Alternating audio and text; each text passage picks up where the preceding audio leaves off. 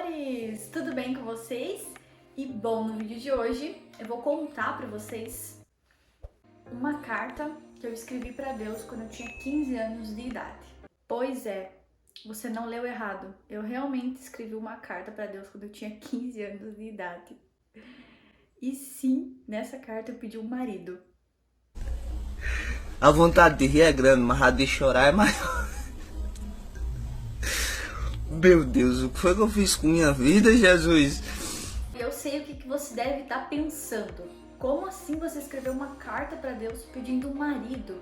Bom, sim, eu tinha 15 anos de idade, praticamente uma criança ainda, né? Eu tinha acabado de sair de um relacionamento, eu tava machucada, eu tava ferida e decepcionada acima de tudo. Bom, era um relacionamento que não tinha futuro, então eu decidi terminar, eu decidi seguir a minha vida e aí eu parei e pensei, bom, agora eu vou descansar em Deus, agora eu vou sossegar.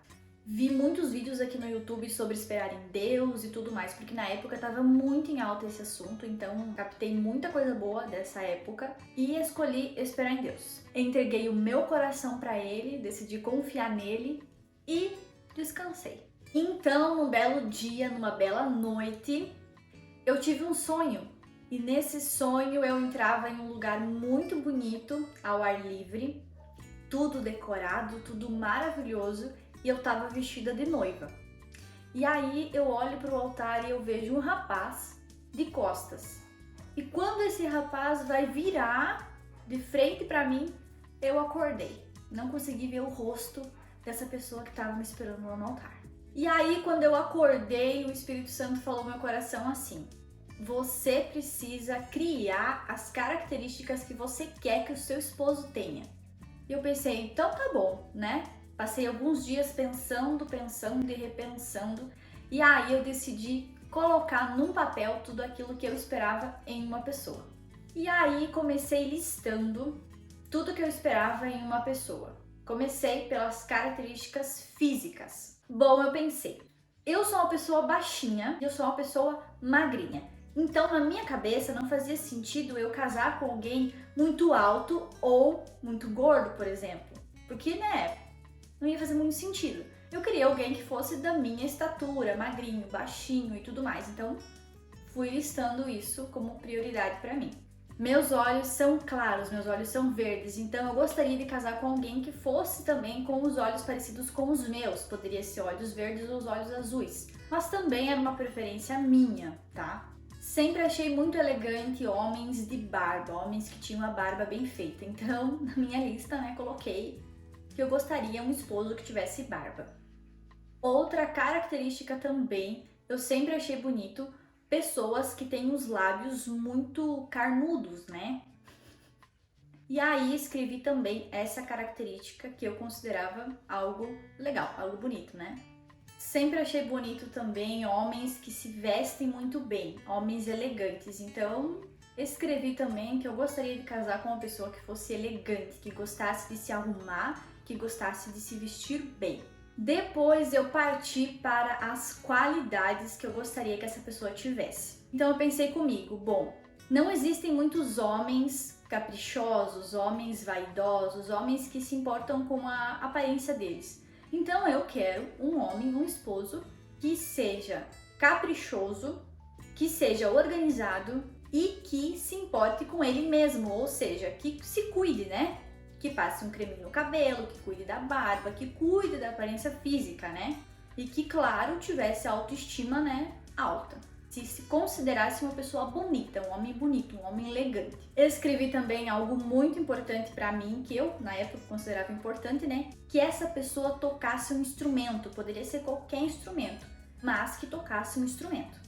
E no topo da lista eu escrevi, né, que fosse cristão.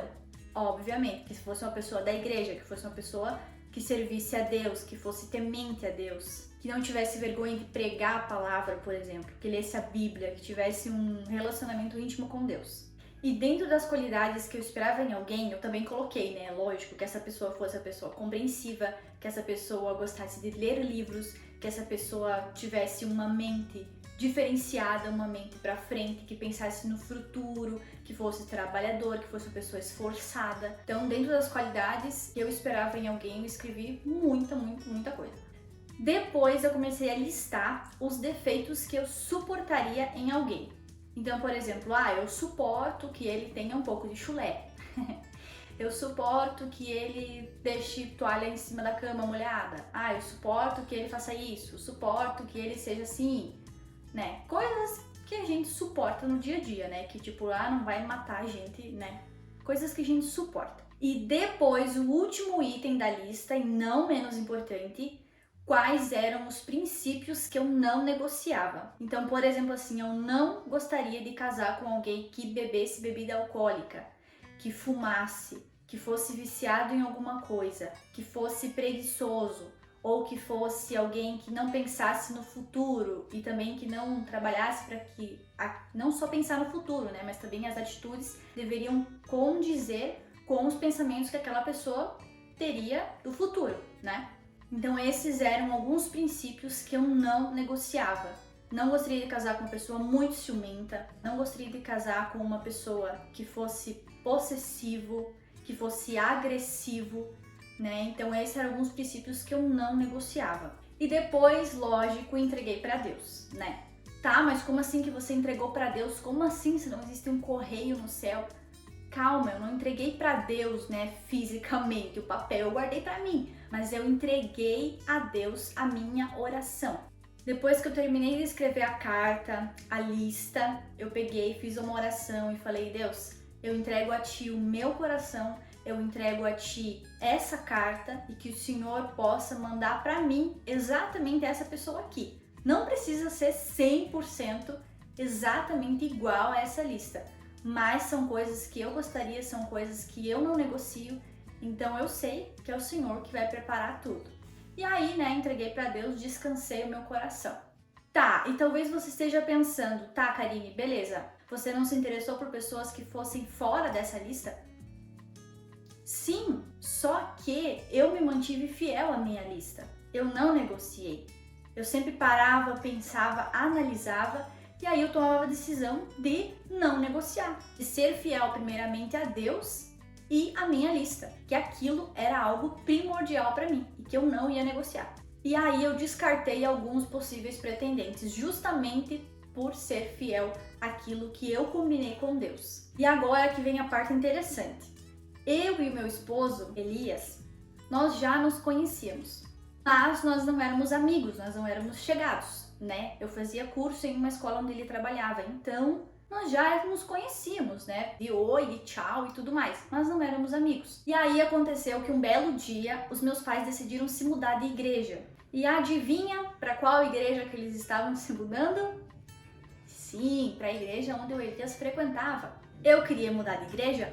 Não. No início fiquei muito revoltada contra meus pais, porque naquela igreja onde estavam todos os meus amigos, né, pessoas chegadas, então eu não queria me mudar de igreja. Mas aí uma pessoa veio me convidar, outra pessoa veio me convidar, né, os jovens foram me enturmando e aí eu fui participando dos cultos. E aí, meus amores, quando eu reparei nele, eu lembrei da bendita carta, da bendita lista, porque até então eu não tinha parado para reparar nele. Aí eu reparei que ele era exatamente, fisicamente, do jeito que estava escrito na carta. Coincidência? Destino? Não. Deus, né? Preparando tudo.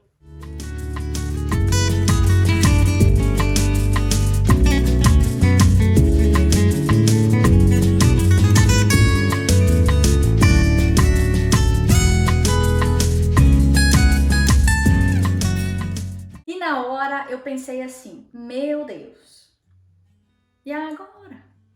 Eu acabei me apaixonando. O Senhor vai fazer com que ele sinta o mesmo por mim. Tira esse sentimento do meu coração para ele, nem uma encaradinha, nada, você não deu em cima dele. A Bíblia diz que a bênção corre atrás da gente.